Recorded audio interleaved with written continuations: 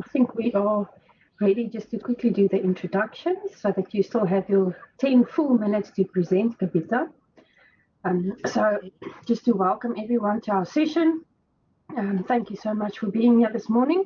And Kavita is an occupational health practitioner that will be joining us this morning for one of her presentations. Kavita will have 10 minutes for presentation and then 5 minutes for questions from the audience. And for the audience members, please do pop questions into the chat pane as you think of them. You don't have to wait until the end of the presentation. Thanks so much, Kavita. Thank you so much.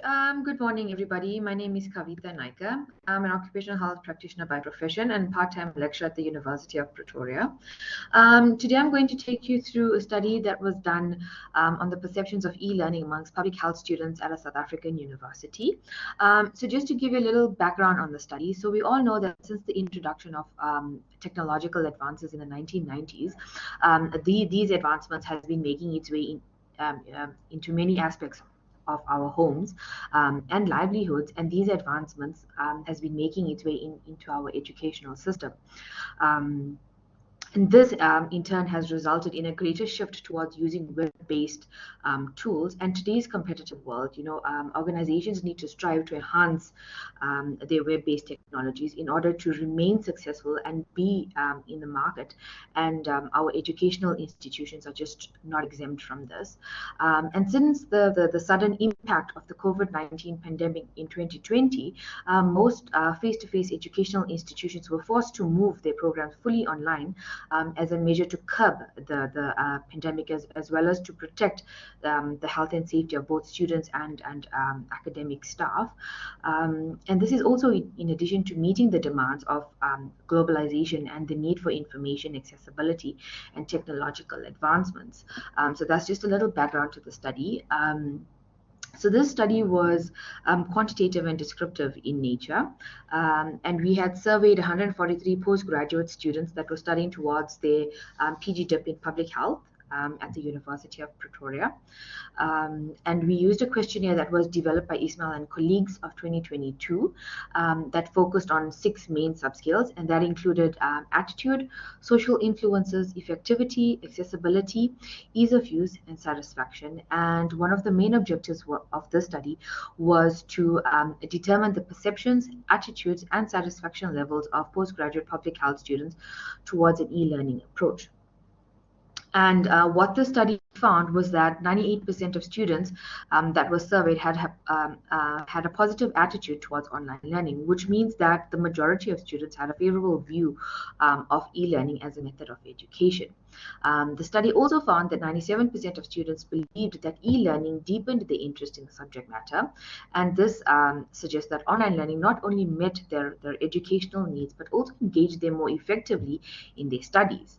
And on the social aspect, the study found that 76% of students emphasized the importance of face-to-face interactions with their lecturers. And this indicates that while students valued in-person interactions, they still found e-learning to be beneficial. And we also found that 94% of students agreed that e-learning allowed for a better work-life balance when it came to their academic commitments and their personal lives, which tells us that e-learning provided them with a greater flexibility to manage their studies alongside with other aspects of their life. And in terms of effectiveness, 90% of students found that it was easier to study for tests through online learning, while 79% believe that online learning was more effective than traditional in-class delivery, which tells us that students perceived e-learning as a more efficient and effective way to learn. And when it comes to accessibility to e-learning, we found that 91% of students agreed that no information was lost with their online studies, together with 86% of them reporting having no issues with internet access.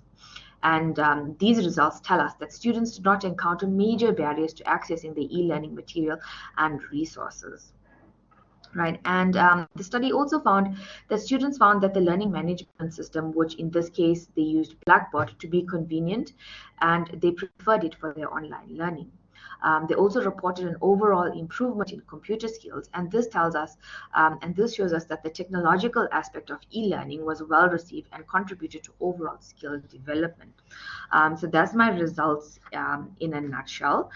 You'll see that I have 2 QR codes on the presentation. You're most welcome to scan them if you'd like to know more about the study and if you'd like to go deeper into the results.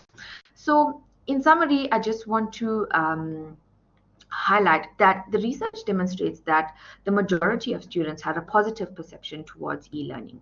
They saw it as an effective and efficient way to study, which allowed them to balance their academic and personal lives.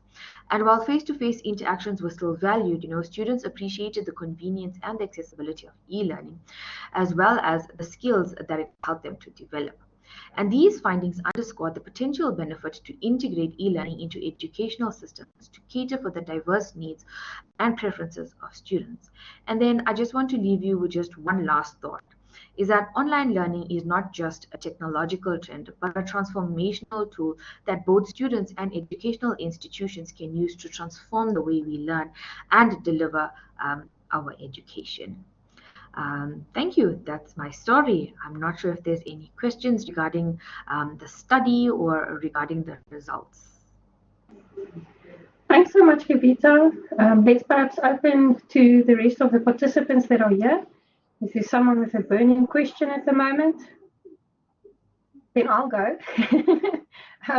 So Kavita, I wonder, to what extent do you think it's due to the specific nature of these online programs and the way that they were designed, which resulted in this very positive outcome, versus maybe, if one did a similar study, but also in an online environment, but the design of the modules looked very different, whether the students would still have shown such positive results?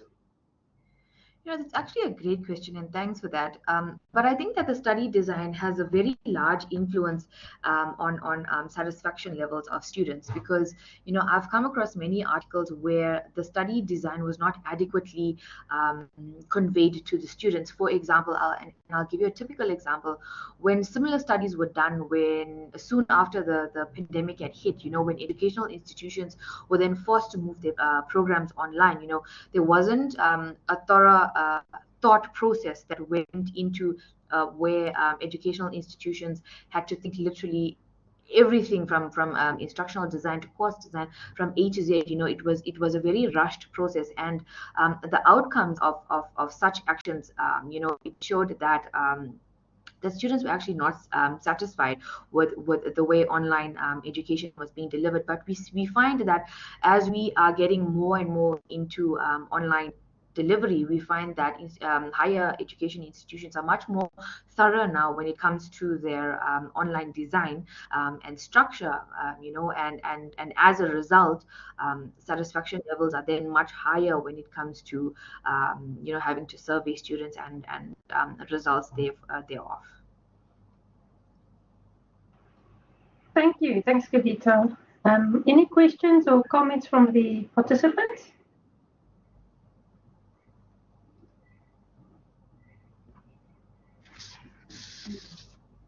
I'll keep going.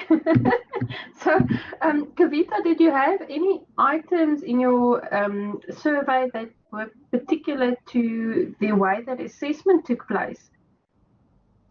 So we didn't delve too much into assessment. So the questionnaire that we used focused primarily on how they perceive online learning, but no, there were no items that went deeper into assessments. I think it would have been, well, I mean, it's still a potential road to investigate, but thinking about the panel discussion we had earlier today where they spoke about, cheating and assessment and AI and so on, and the conclusion being, well, make assessment more authentic. Perhaps the reason why students are enjoying this online experience so much is because it's not a typical sit-down exam that they have to cram for, but that the assessments look different. Yeah. No, I agree 100%, and it's definitely an area that other researchers can definitely look into. And then Liz asked, was there any particular influencing factor that stood out? Influencing factors, I think if I had to think at the top of my head, so this was not in relation to the study, but I think definitely the instructional design that went into it, and just general information from the questionnaire. Students appreciated the fact that they could contact their lecturer from time to time. There were other stronger elements of the questionnaire that's not reported here, that is actually in the QR codes, but those are just the items that I can think of at the top of my head. Thanks, Kavita. It's a pleasure. Again, any questions from our audience members or comments for Kavita?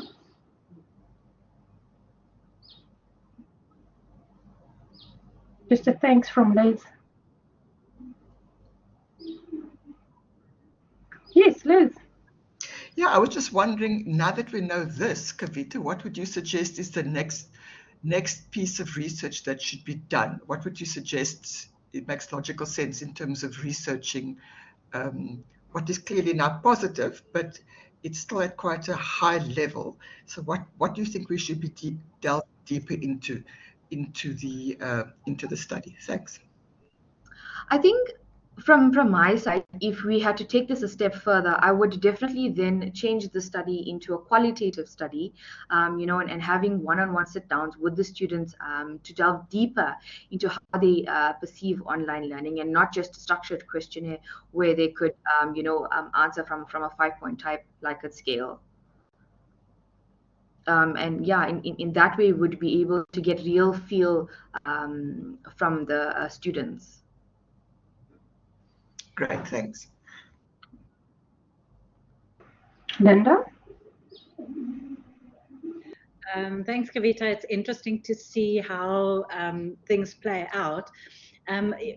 Thank you for your feedback. It's good to know what the students' perceptions are. I'm actually interested in your perceptions as well. As a lecturer at a traditionally contact university, having to jump in and teach in this manner, what are your perceptions about the learning that had taken place? You know what? If I can compare it to my own personal experiences, for me personally, I prefer online learning. There's always that element of greater flexibility, especially when it comes to work-life balance, when it comes to family balance as well. So for me, when it comes to the course structure and having to study online, I think that I would always, in that instant, advocate for online studying. But it also boils down to what your learning objectives are and the course that you want to take. I also found in previous research that I had done when it came to this study was that your more practical courses, for example, somebody having to study anatomy and physiology, they would have to be physically in a lab, having to dissect, having be in those sessions and having to see exactly what's going on. And it's just unfortunate that those types of sessions cannot be conducted online. So when it comes to online learning, there's a certain degree that we can allow for X amount of courses to be done online. But unfortunately, when it comes to certain aspects where you need that face-to-face contact, especially when it comes to your medical subjects, and I'm sure it's the same with other subjects as well, you will have to have face-to-face contact. But then that doesn't prevent the institution from then bringing about the hybrid type of model.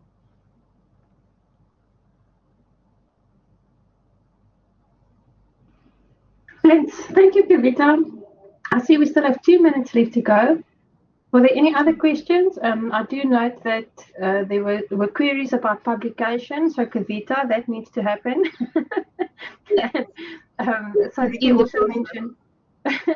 So Ricky also mentioned there that it's interesting to see how this stands against the keynote today.